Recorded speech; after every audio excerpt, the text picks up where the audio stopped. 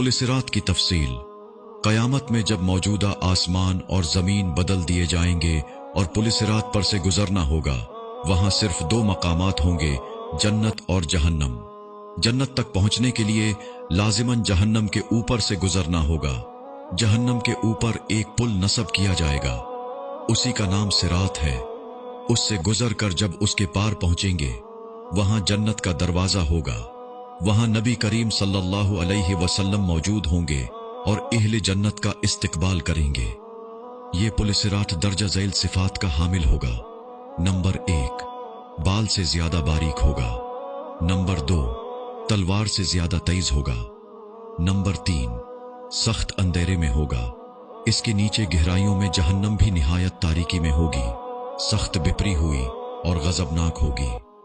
Number 4, गुनाहगार के गुनाह उस पर से गुजरते वक्त मजसम इसकी पेट पर होंगे। अगर उसके गुनाह ज्यादा होंगे तो उसके बोझ से उसकी रफ्तार हल्की होगी।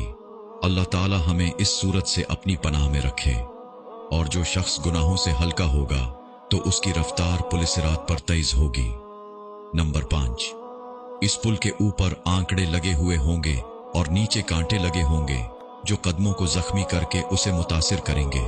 लोग अपनी बदामालियों के लिहाज से इससे मुतासिर होंगे।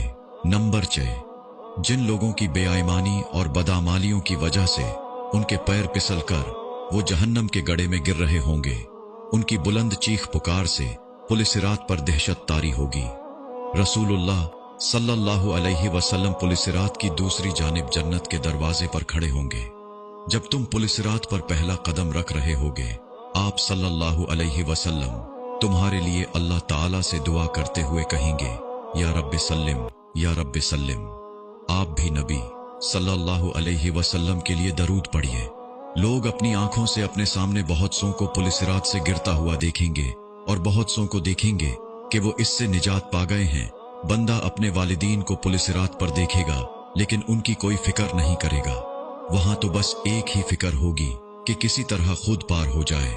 रिवायत में है कि हजरत आयशा रजी अल्लाह अन्हा क़यामत को याद करके रोने लगी। रसूलुल्लाह सल्लल्लाहु अलैहि वसल्लम ने पूछा, आयशा क्या बात है? हजरत आयशा रजी अल्लाह अन्हा ने फरमाया, मुझे क़यामत याद आ गई या रसूलुल्लाह सल्लल्लाहु अलैहि वसल्लम, क्या हम वहां अपने वालिदैन को याद रखेंगे? क्या वहां हम अपने महबूब लोगों को याद रखेंगे? आप सल्लल्लाहु अलैहि वसल्लम ने फरमाया, हाँ याद रखेंगे, लेकिन वहां 3 मकामात ऐसे होंगे जहां कोई याद नहीं रहेगा। नंबर 1, जब किसी के आमाल तोले जाएंगे। नंबर 2, जब नामा आमाल दिए जाएंगे। नंबर 3, जब पुलिसिरात पर होंगे। दुनियावी फितनों के मुकाबले में हक पर जमे रहो। दुनियावी फितने तो सिराब हैं, उनके मुकाबले में हमें मुजाहिदा करना चाहिए और हर एक को दूसरे की जन्नत हासिल करने पर मदद करना चाहिए, जिसकी वसात आसमानों और जमीन से भी बड़ी हुई है। इस पैगाम को आगे बढ़ाते हुए सदका जारिया की नीयत करना न भूलें। या अल्लाह, हमें उन खुश नसीबों में कर दीजिए जो पुलिसिरात को आसानी से पार कर लेंगे। ए परवरदिगार, हमारे लिए अपना फजल, करम, रहम वले हुस्न खात्मा का फैसला फरमाइए। आमीन। इस तफसील के बाद भी क्या गुमान है कि वहां कोई रिश्तेदारियां निभाएगा जिसके लिए तुम यहां अपने आमाल बर्बाद कर रहे हो? मखलूक के बजाय खालिक की फिक्र करो, अपने नफ्स की फिक्र करो। कितनी उम्र गुजर चुकी है और कितनी बाकी है? क्या अब भी लापरवाही और आइश की गुंजाइश है?